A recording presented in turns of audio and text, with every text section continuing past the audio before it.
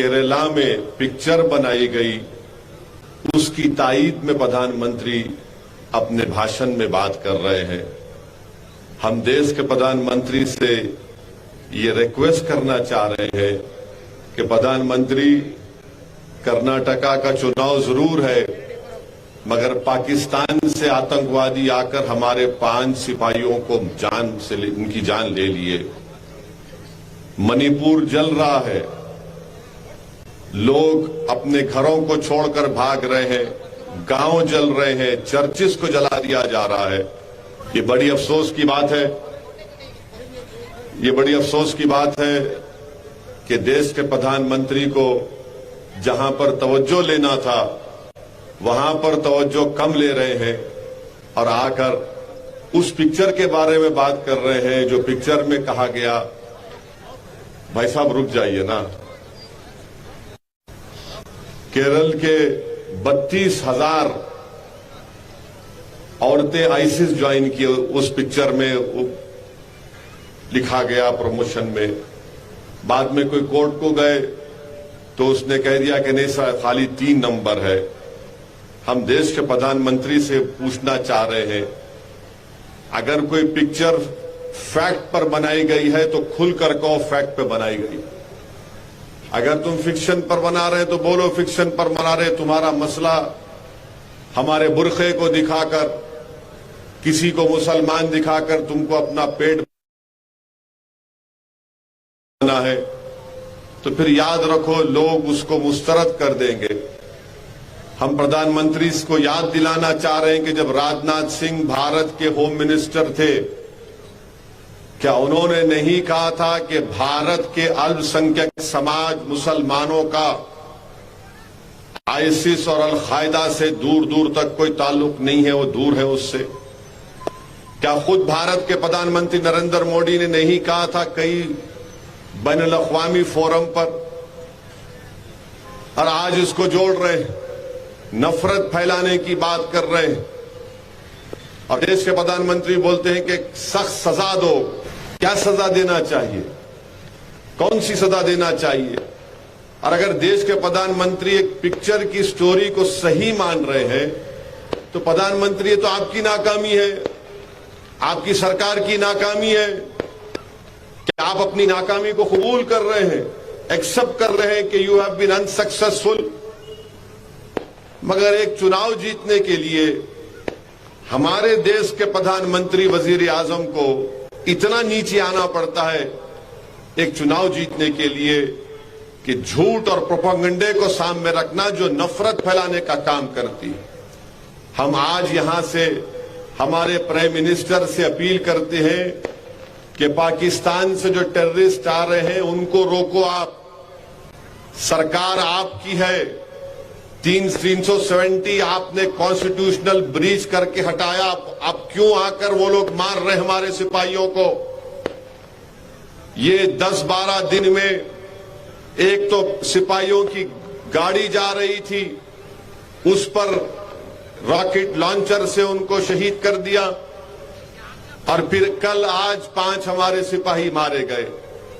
क्या हो रहा है हमारे देश में प्रधानमंत्री? और बीजेपी आरएसएस के लोगों से पूछता हूं जो हर थोड़ी देर को नेशनलिज्म नेशनलिज्म बोलते, अरे तुम्हारा नेशनलिज्म अब क्यों खामोश हो चुका है? कहां गया तुम्हारा नेशनलिज्म? बताओ, बोलो तुम्हारा नेशनलिज्म कहां है?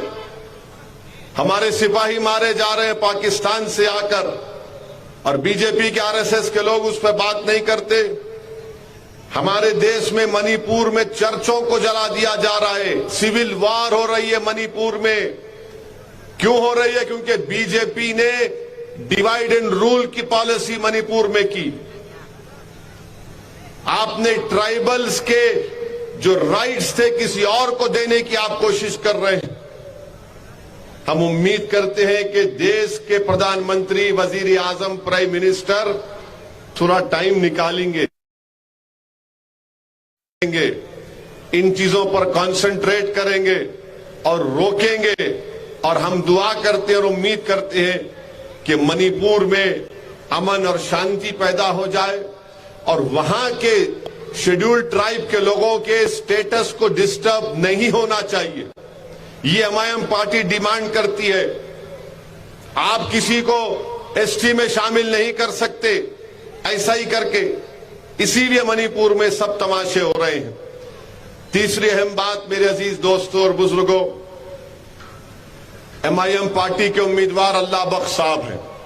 अभी उन्होंने जिक्र किया कि कांग्रेस के जो एमएलए है, सिटिंग एमएलए है, उन्होंने मजलिस के बारे में बहुत कुछ कह दिया। तो मैं आपको बता रहा हूं कि एक मर्तबा क्या हुआ था, एक घोड़े में और गधे में बहस हुई। एक मर्तबा घोड़े में और गधे में बहस हुई। बहस किस बात पे हुई कि घोड़ा यह बोल रहा था कि कौवा का रंग काला होता है, गधा बोला नहीं कौवा सफेद होता है। दोनों में बहुत बहस हुई। तो आखिर में जंगल के बादशाह शेर के पास गए। शेर के पास जाकर बोले देखो हम दोनों में बहस हो रही है, घोड़ा ये बोल रहा है कि कौवा काला होता है और गधा ये बोल रहा है कि कौवा सफेद होता है। तो शेर फैसला क्या दिया? शेर बोला कि मेरा फैसला ये है कि घोड़े को कोड़े मारो। घोड़ा बोला ये क्या है शेर साहब? बोले तेरा काम, तेरे को सजा इसलिए दे रहा हूं क्योंकि तू घोड़ा है, इन्हें गधा है, और तेरे को गधे के मुंह नहीं लगना था। और अगर गधा बोल रहा कि कौवा सफेद है तो तू ये बोलना था कि इन्हें गधा है, और तू बहस नहीं करना था उससे। तो मेरी आपसे अपील है, गधों से बहस नहीं करना, घोड़े पे सवारी करके विधानसभा जाना है। वो बोलते रहते हैं लोग, कुछ तो भी बोलते रहते हैं। अभी यहां क्यों खड़ा करे, वहां कहीं क्यों नहीं खड़ा करे? मैं बीजापुर खड़ा करता तो तुम्हारी पैंट ढीली हो जाती थी अब तक। मैं खाली दो जगह पे खड़ा किया। एक जगह जमखंडी में सुशील कुमार को हम सपोर्ट कर रहे हैं। इतना पेट में दर्द कांग्रेस पार्टी को, गलती करा। मैं 20-25 खड़ा करना था शायद। तो इससे बात मालूम हुई कि कांग्रेस पार्टी ये नहीं चाहती कि गरीब और मजलूमों की एक पॉलिटिकल लीडरशिप उभरे कर्नाटका में। कांग्रेस पार्टी ये नहीं चाहती, बल्कि बीजेपी भी नहीं, दोनों भी एक है इस मामले में। दोनों भी नहीं चाहते कि गरीब और मजलूमों की एक आवाज पैदा हो जाए। दोनों भी ये नहीं चाहते, कांग्रेस और बीजेपी, मोदी और राहुल ये बात को नहीं चाहते कि कर्नाटका की विधानसभा में अल्लाह बख्श हो या हमारा हुबली ईस्ट का उम्मीदवार हो या फिर जमखंडी के सुशील कुमार हो, वो गरीबों और मजलूमों की आवाज को कर्नाटका की असेंबली में जाकर उठाएं। वो हरगिज नहीं चाहते कि गरीबों और मजलूमों से इंसाफ की एक ताकतवर आवाज उभरे, निकले। इसीलिए आप देखते हैं कि कांग्रेस और बीजेपी इस बात पर एग्री कर चुके हैं कि कमजोरों की आवाज नहीं उठनी चाहिए। अब आप देश के प्रधानमंत्री को देख लो, उन्होंने आज अपने भाषण में बोल रहे कि इन लोगों को सजा दो पोलिंग करते वक्त, आप जब वोट डालेंगे। नरेंद्र मोदी, आप चाइना को बोला ना, मैं चाइना तेरे को सजा देता हूं, तुमने डेप्सांग डेमचाक में 2000 स्क्वायर किलोमीटर पे कब्जा करके बैठा। देश के प्रधानमंत्री चाइना को सजा नहीं देना चाह रहे। देश के प्रधानमंत्री कमजोरों को सजा देना चाहते हैं, कमजोरों को सजा देने की बात करते हैं। देश के प्रधानमंत्री ताकतवर जालिम को सजा दो आप, मगर आप कमजोरों को सजा देने की बात करते हैं। ये कौन सा इंसाफ है बताइए आप कि मुल्क के प्राइम मिनिस्टर है और बोल रहे हैं इनको सजा दो। क्या सजा देंगे भाई? प्रधानमंत्री और कांग्रेस के लोगों से पूछना चाह रहा हूं, या कांग्रेस के लोग बोलते हैं कि मजलिस कोर्ट मत दो, हमारी सरकार आएंगी। अच्छा, तुम्हारी सरकार आई तो तुम क्या करोगे बताओ? मैं फिर से सवाल उठा रहा हूं। मेरी नजर में कर्नाटका के इस चुनाव में हिजाब भी एक मुद्दा है, हिजाब एक मुद्दा है, मगर हमको यह बोल दिया गया है कि नहीं नहीं, ओवैसी की तकरीर पर, भाषण पर भरोसा मत करो, अभी नहीं बात करना हिजाब की, बाद में देखेंगे।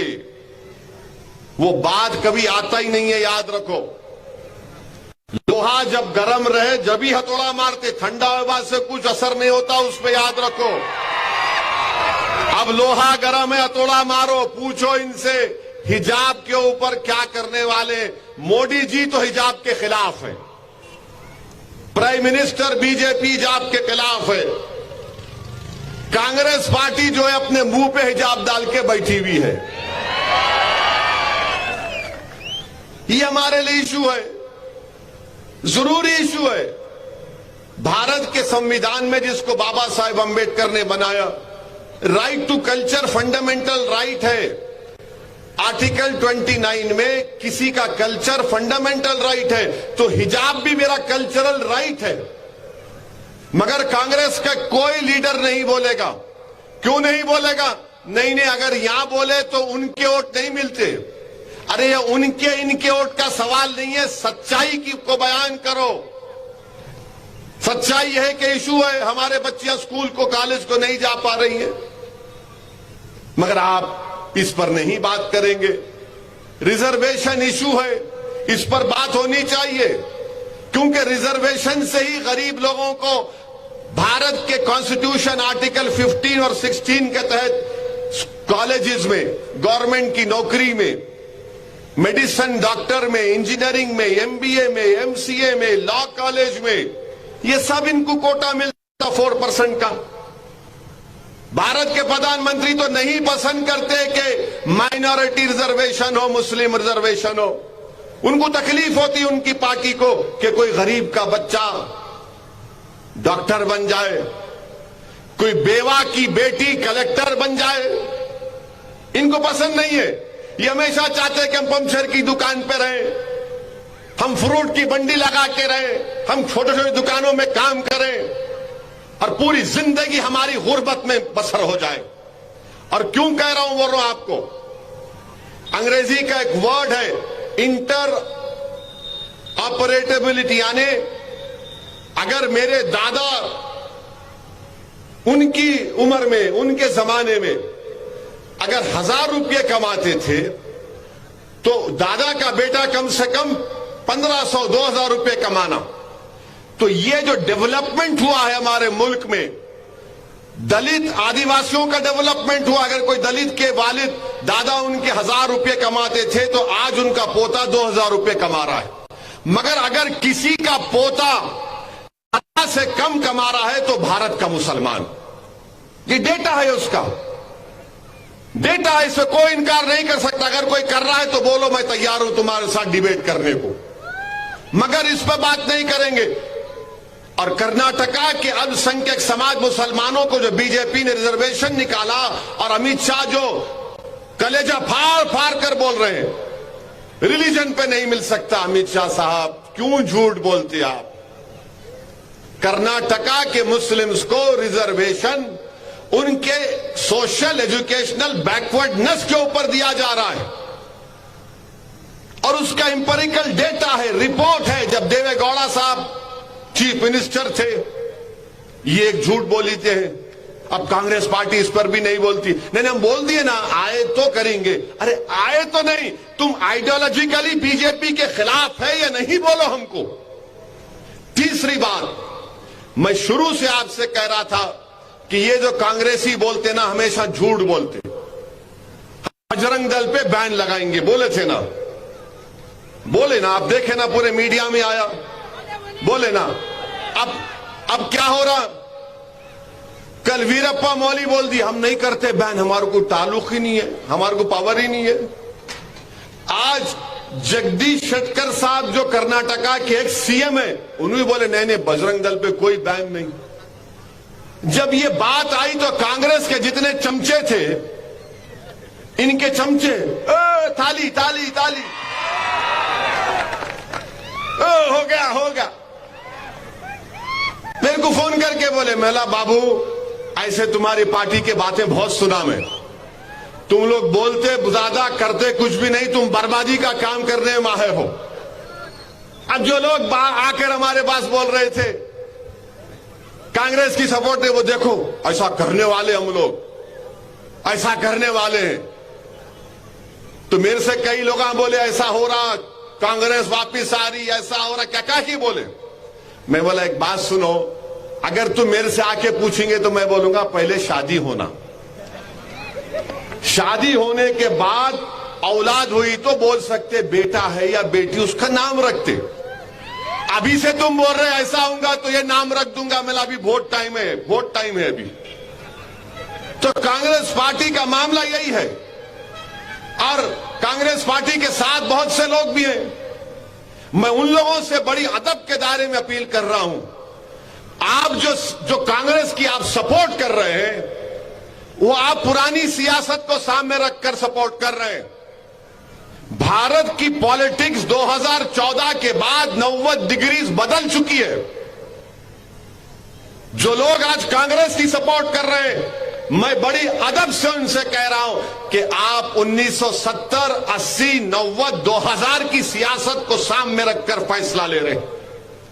जरा इस पर भी तो गौर करो, मेरी इस बात पर। आप मुझे पसंद नहीं करते, आपका इख्तियार, आप मुझसे नफरत करते, आपका इख्तियार, मगर ये तो देखो कि भारत की राजनीति 2014 से 90 डिग्रीज बदल चुकी है, और इसके जिम्मेदार मैं नहीं हूं, इसके जिम्मेदार आप नहीं हैं, इसके जिम्मेदार कोई और लोग हैं जो भारत को इस राह पर लेकर चले गए। अब आप बताइए, इसीलिए मैं कह रहा हूं कि आज आपको मुत्तहिदा तौर पर अपने एक पार्टी के कैंडिडेट को कामयाब करना है। रियलिटी को सामने रखो, हकीकत को सामने रखो, और एक अच्छा फैसला लो आप। मैं आज अखबार में पढ़ा कि अमीर शरीयत ने बयान दिया कि सेकुलर पार्टी को वोट दो, और मगर वोट डालो, बहुत अच्छा है, बिल्कुल वोट डालिए, मगर सेकुलर कौन है आज बताओ मेरे को आप। कांग्रेस पार्टी महाराष्ट्र में शिवसेना के साथ अलायंस कर ली। वो शिवसेना का मुख्यमंत्री उद्धव ठाकरे कांग्रेस का मिनिस्टर है, असेंबली में महाराष्ट्र की बैठे हुए हैं साथ में, और उद्धव ठाकरे खड़े होकर तकरीर करके कहते हैं कि शिवसेना बाबरी मस्जिद की शहादत में उनके लोग थे। अब सेकुलर हो गए वो लोग। आप इख्तिदार के लिए, पावर के लिए शिवसेना के साथ चले जाते, और जब असदुद्दीन ओवैसी ये बात को करता तो बोलते इन्हें देखो, इन्हें जज्बाती तकरीर करता। अरे मैं जज्बाती तकरीर नहीं, सच्चाई को बयान कर रहा हूं। क्या शिवसेना सेकुलर हो गई? कैसे हो गई? नहीं, कांग्रेस ने सर्टिफिकेट दे दिया। क्या कांग्रेस के लोग आप देखते होंगे कि कोर्ट होता है, कोर्ट के बाहर लोग एक टेबल बेंच डाल के बैठते, नोटरी कराना है, एफिडेविट लिखाना है। क्या कांग्रेस पार्टी वो हो गई कि जिसको तुम सर्टिफिकेट दियो उन्हें सेकुलर, जिसको नहीं दियो उन्हें कम्युनल? ये आपका हाल हो चुका है। आपने धोखा दिया कर्नाटका की उस आवाम को जब आपने कहा था कि बैन लगाएंगे, मगर आज आप खुद कह रहे हैं। अच्छा, हद तो यह हो गई कि डीके शिव कुमार कल स्टेटमेंट देते हैं कि अगर हम पावर में आएंगे तो हम और ज्यादा मंदिरों को बनाएंगे। जो कांग्रेस पार्टी को वोट देना चाहते हैं, मैं उनसे पूछना चाह रहा हूं, आप सोचो क्या फैसला लेने जा रहे हैं आप। मैं मंदिर बनाने के खिलाफ कभी ना था ना कभी रहूंगा। मेरा बोलना यह है कि जब आप ये काम कर रहे हैं तो फिर आप स्कूल क्यों नहीं बनाते? अब आज कर्नाटका में 92% जो गवर्नमेंट स्कूल को बच्चे जाते, 3rd क्लास के बच्चे 2nd क्लास की किताब नहीं पढ़ सकते। स्टैंडर्ड को इंप्रूव करो। गवर्नमेंट स्कूल में बच्चों को उनकी रिक्वायर्ड डाइट खाना नहीं मिलती, उसकी बात करो। कांग्रेस पार्टी मंदिर बनाने की बात कर रहे, तो मैं कह रहा हूं कि हुबली में एक सादात की दरगाह को तोड़ दिया गया, मस्जिद को आधा शहीद कर दिया गया। बनाओ ना, फिर आप उसकी भी बात करो। आप नहीं बात करेंगे? नहीं, थाली मारने के लिए नहीं बोल रहा हूं, सोचने के लिए। मैं तुम्हारे थालियों का मोहताज नहीं हूं, मैं तुम्हारे दुआओं का मोहताज हूं। उसकी बात नहीं करेंगे आप। पर डीके शिव कुमार को बोलना चाहिए था ना कि हम चर्च भी बनाएंगे, मस्जिद भी बनाएंगे, स्कूल भी बनाएंगे। मगर नहीं, कांग्रेस पार्टी का ऑफिशियल पॉलिसी यह है। ये डीके शिव कुमार बोले, यही बात से मुझे तकलीफ होती है। अगर ये पूछा जाए भाई क्यों नहीं बोले,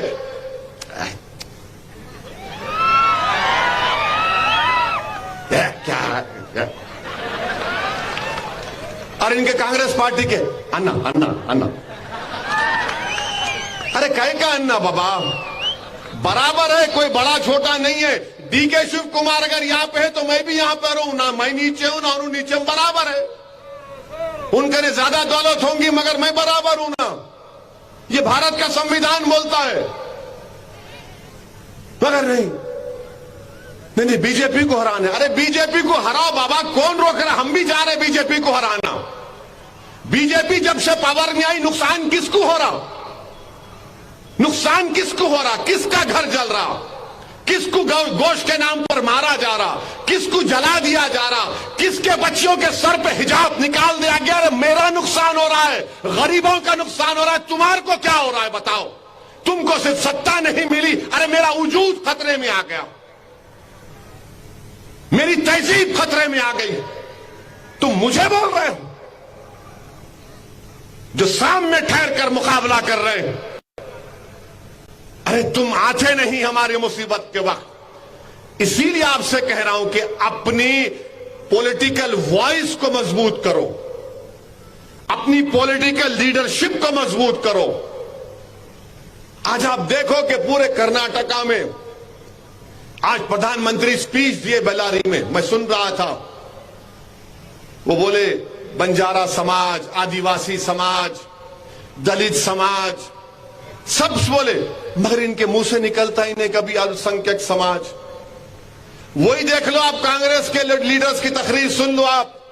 ये जो दोनों दिल्ली से भाई बहन आए, उन्होंने कभी बोलते, तुम्हारा नाम लेने से डरते और मुझे मुजरिम बनाते कि ये असदुद्दीन ओवैसी बहुत बड़ा जालिम है, ये फुला वोट काट देता, फुला ये कर देता। मेरा इतना ही बोलना है कि तुम्हारी जबानों पर असद का नाम नहीं आता तो तुम असद का वोट कैसे पूछते? मुझे पूछो। तुम्हारी जबानों पर मेरी बेटी के हिजाब का नाम नहीं आता, तुम कैसे मेरे वोट के हकदार हो? तुम्हारी जबान पर हुबली की सादात की दरगाह को शहीद कर दिया गया, तुम्हारी जबान पर नहीं आता, मगर तुमको असद का वोट चाहिए। मेरे अजीज दोस्तों और बुजुर्गों, ये भारत की मौजूदा पॉलिटिक्स की रियलिटी है, ये हकीकत है।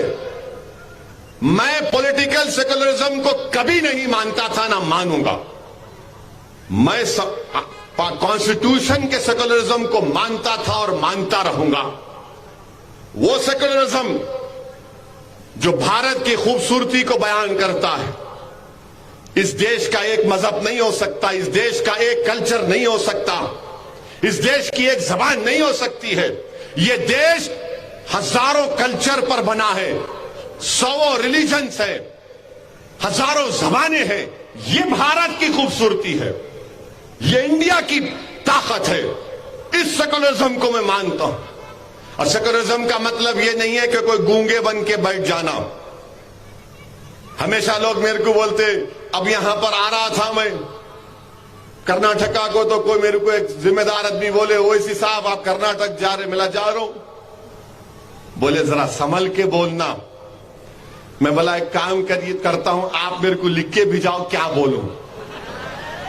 नहीं, आप अक्लमंद है, आप होशियार है, आप पढ़े लिखे हैं, आप पार्लियामेंट में हम सब की नुमाइंदगी करते। तो मैंने कहा अंकल, जब सब मेरे को मालूम तो तुम कहीं को बोल रहे मेरे को? छोड़ दो ना मेरे को। नहीं, जरा कर्नाटका का माहौल अलग है। मेरा कोई माहौल अलग नहीं है। मैं जो माहौल में जाता हूं उस माहौल में मिल जाता हूं, मेरे को मालूम। बोले नहीं आप कर्नाटका, अरे मिला अंकल, कर्नाटका का हर घर मेरा घर है। कर्नाटका का हर बच्चा मेरा बेटा या मेरा भाई है।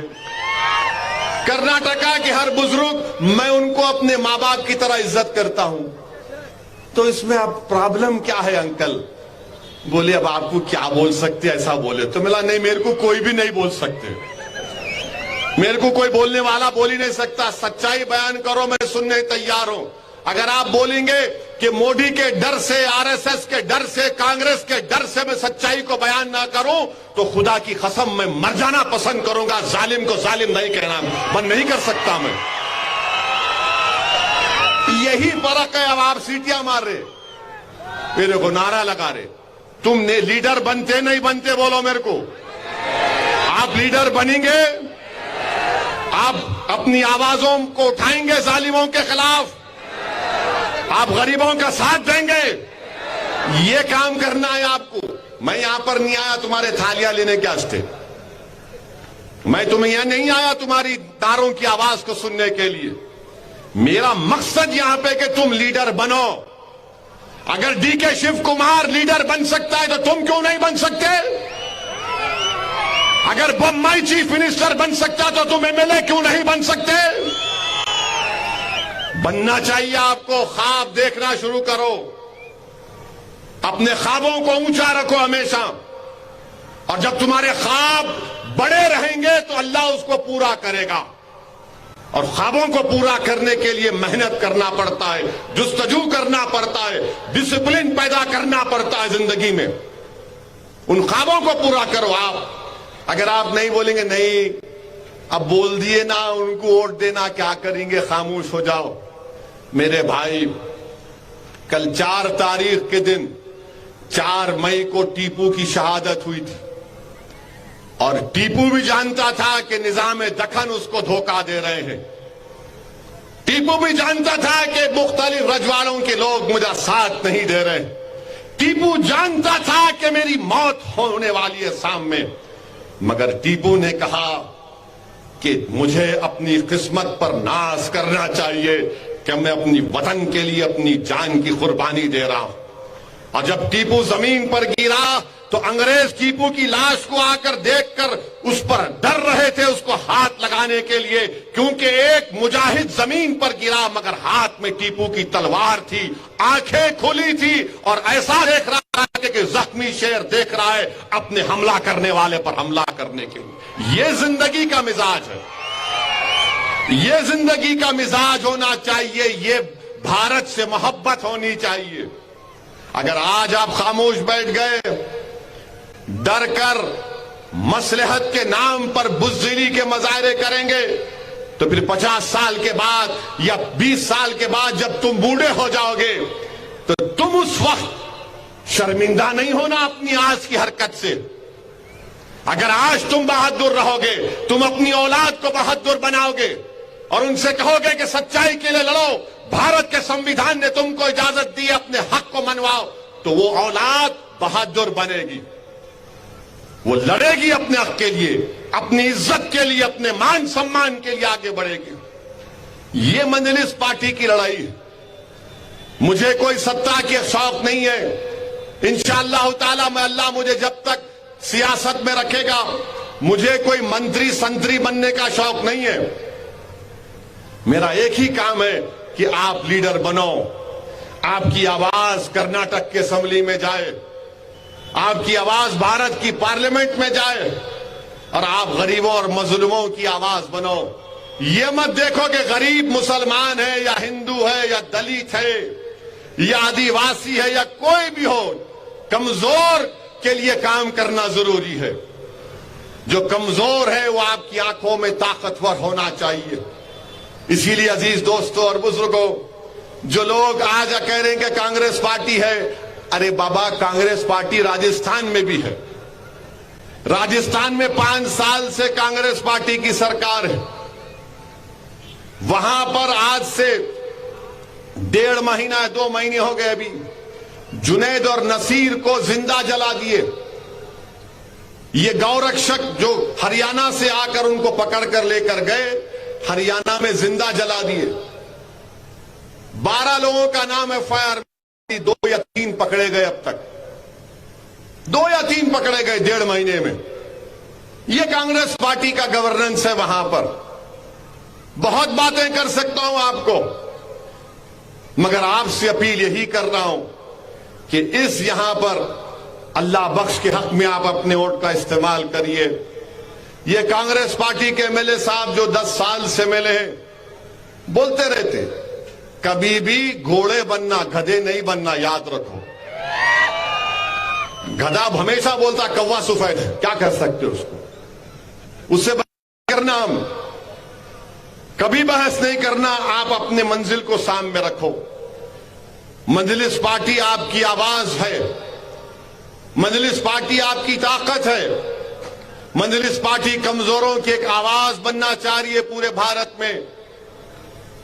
और यकीनन इस देश में जब से बीजेपी की सरकार बनी है, इस देश में बेरोजगारी बढ़ी है, महंगाई बढ़ी है, किसान मर रहा है, किसानों को फर्टिलाइजर नहीं मिल रहा है, गरीबों के पास पैसे नहीं है अपने घर में बच्चों की स्कूल की फीस देने के लिए, गरीबों के पास पैसे नहीं है अगर उनके घर में कोई बीमार पड़ जाता है अस्पताल का बिल देने के लिए।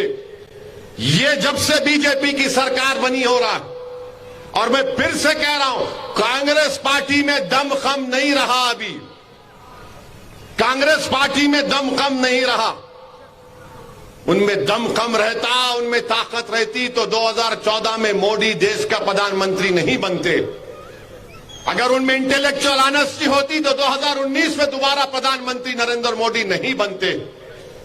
मगर ये कमजोर हो चुके हैं, ये कमजोरी के मुजाहरे कर रहे हैं। पहले बोलते बैन करेंगे, उसके बाद देखे कि नुकसान हो रहा तो बोले नहीं नहीं हम कैसा कर सकते। अरे जब तुमको नहीं मालूम तो क्यों बोले। तो इससे मालूम हो रहा कि उनका जो पूरा इलेक्शन का जो मैनिफेस्टो है वो सिर्फ आपको दिखाना। और ये बात अपनी कहकर खत्म कर देता हूं कि बीजेपी का भी मैनिफेस्टो है, कांग्रेस का भी मैनिफेस्टो है। बहुत वादे कर रहे हैं, ये करेंगे, ये देंगे, वो देंगे, ये देंगे। मन ऐसा दिख रहा है कि पूरा दे देने वाले आपको। तो हमारे भाई अकबरुद्दीन ओवैसी असेंबली की एक तकरीर में किस्सा बोले थे। एक आदमी दो लोग थे, उन्हें बोला कि देखो हमारे बाबा के पास इतनी जमीन है कि मैं घोड़े पे जब निकलता हूं तो फर्टिलाइजर डालता हूं घोड़े पे, इतना फर्टिलाइजर डालता हूं कि जब मैं जाके वापस आया तक अनाज उग जाता, इतनी जमीन है। आदमी बोला आपके तुम्हारे पास इतनी जमीन है, तुम्हारे बाबा का नहीं? हाँ। उन्हें बोला हाँ, हम घोड़े पे जाते ऐसा फर्टिलाइजर फेंकते, वापिस आए तक पूरा अनाज। तो दूसरा दोस्त बोला इन्हें लंबी छोड़ दिया, मेरे को भी लंबी छोड़ना है। बहुत लंबी झूठ बोल दिया। तो उन्हें क्या बोला, हमारे अब्बा के पास एक बड़ा बंबू है, जब हमारे अब्बा का दिल नहीं लगता तो उन्होंने घर के छत पे आके ये चांद को इधर से इधर करते, इधर से इधर करते। तो दूसरा बोला तुम्हारे अब्बा वो बंबू कहां रखते? उन्हें बोला तेरे बाप की जमीन में रखता हूं। तो ऐसा है गरीबों को, बस कुछ तो ही बोला, बेचारा गरीब है, तुम्हारे को ये देते, तुमको वो देते, तुमको ये देते, जीतने के बाद उन्होंने घर को ले जाते, तुम खाली हाँ क्या हुआ कहां है। तो देख समझकर फैसला करो। यकीनन बीजेपी को हराओ आप, मैं नहीं बोल रहा हूं मत हराओ बीजेपी को, मगर जहां पर मजलिस है मजलिस को भी तो वोट दो, मौका दो। और कांग्रेस पार्टी पे ज्यादा भरोसा मत करो आप, कांग्रेस पार्टी पे ज्यादा भरोसा मत करो। जितनी बर्बादी आज हमारे पास है वो उनकी देन है, याद रखो।